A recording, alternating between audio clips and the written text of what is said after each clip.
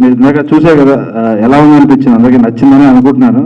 So Sudheer గారు కూడా ఎక్కడా కూడా కాంప్రమైజ్ అవ్వలేదు. నేను ఇప్పటికి కూడా మొన్న కూడా ఏమంటే ఇంకొక సాంగ్ ఉంటే బాగుంటుందండి, ఇంకొక ఫైట్ ఉంటే బాగుంటుందండి, ఆయన కాంప్రమైజ్ అవ్వట్లేదు, సాటిస్ఫై అవ్వట్లేదు.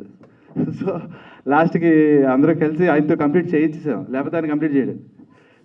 ఇంకా ఇంకా ఇంకా అంటే డబ్బులు పెట్టడానికి ఎక్కడ ఆలోచించారండి ఆయన. ఆ క్వాలిటీ కానీ దాని అవుట్పుట్ కానీ ఎక్కడ కూడా కాంప్రమైజ్ అవ్వకుండా అంత బాగా చేశారు. ఇంకా అజయ్ విన్సెంట్ గారు sir thank you so much, నన్ను చాలా బాగా అందంగా చూపించారు. నేను చాలా ఫ్రేమ్లో చాలా సర్ప్రైజ్ అయ్యాను, చాలా బాగా చూపిస్తున్నారు సార్ అని. ఎక్కడ డల్ అవ్వలేదు అసలు ఫ్రేమ్లో. So thank you so much sir. And producer Swathi గారు, ఈ సినిమాని ఆవిడైతే చెప్పాలంటే భుజాల మీద వేసుకుని తీసుకొచ్చారు.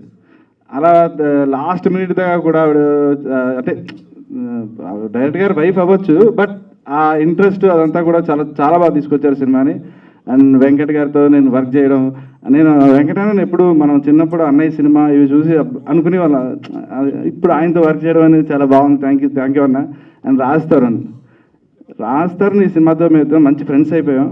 సో ఎక్కడ కూడా ఏదో షూటింగ్ చేస్తున్నట్టు మాకు ఎప్పుడు అనిపించలేదు. సో జస్ట్ వీఆర్ ఫన్ అంతే, ఇక్కడ ఎంజాయ్ చేస్తాం షూటింగ్. అండ్ మానస, సత్న,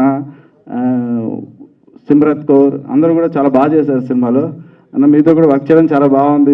మా ఇద్దరికి మంచి సీన్స్ కూడా పడ్డాయి. సో ఖచ్చితంగా ఈ సినిమాని తొందరలోనే థియేటర్కి తీసుకొస్తున్నాం, అందరూ ఆదరిస్తారని కోరుకుంటున్నాను. Thank you so much. Shooting అయిపోయిన తర్వాత అసలు మా ఇద్దరిని కంట్రోల్ చేయడం ఆయనతో అయ్యేది కాదు. షూటింగ్కి తీసుకురావాలన్నా అక్కడి నుంచి మేము మళ్ళీ వెళ్ళాలన్నా బయటకి, సో నెంబర్ ఆఫ్ థింగ్స్ అనమాట. So we have very good time. Thank you.